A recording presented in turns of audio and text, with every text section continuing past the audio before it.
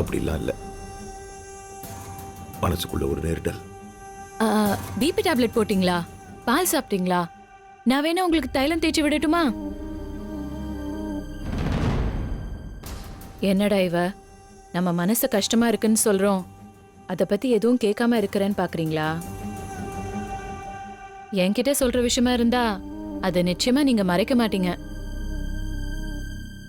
எனக்கு தெரிய வேணாங்கிற விஷயத்த கண்டிப்பா நான் தெரிஞ்சுக்கணும்னு நினைக்க மாட்டேங்க. நீங்க ரெஸ்ட் எடுங்க. நான் உங்ககிட்ட எதுவுமே மறைக்க மாட்டேன் சுப்பு.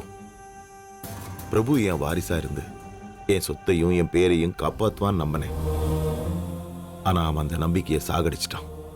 மனசு வெறுத்து போய் ஒரு குழந்தையை தத்தெடுக்கலாங்கிறப்போ எல்லா பிரச்சனையும் தாண்டி திவ்யா நம்ம முன்னாடி வந்து நின்னா.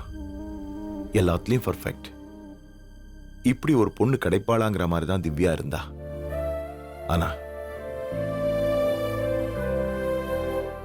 மனசுல இருக்கிறத சொல்லிடுங்க.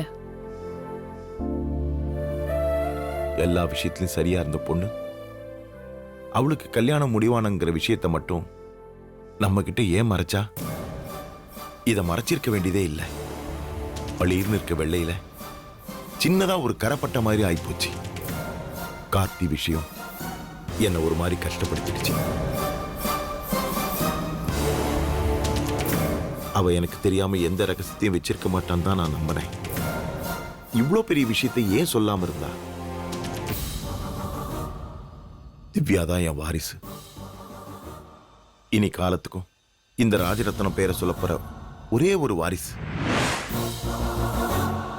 என் வம்சம் வளர பேரப்பிள்ளைகளை பெத்து கொடுக்க போற வாரிசு.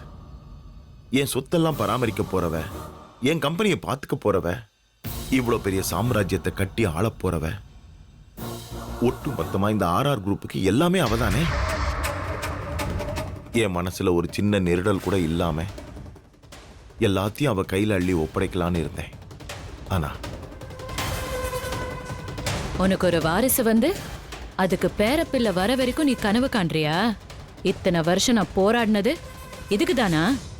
யாரோ ஒருத்தி ரோட்ல போறவ வந்து நிப்பா, அவ பேர்ல சொத்து எழுதி வச்சு உன் குலம் செழிக்கிறதுக்கு ஒரு வாரிசையும் உருவாக்கிட்டு போயிடுவியா? நீ நினைக்கிறது நடக்காத ராஜரத்னம். நீ பண்ண பாவத்துக்கு பதில் சொல்லணும். நீ போனாலும் உன் வாரிசுன்னு யாரையும் வளர விட மாட்டேன். வளர விடவே மாட்டேன். எல்லாரையும் அழிச்சே தீருவேன். இப்போ ஒன்னும் கெட்டு போல. இந்த விஷயத்தை திவ்யா நம்மகிட்ட சொல்லலைங்கிற ஒரே ஒரு தப்பை தவிர வேற எந்த தப்பையுமே அவ பண்ணல.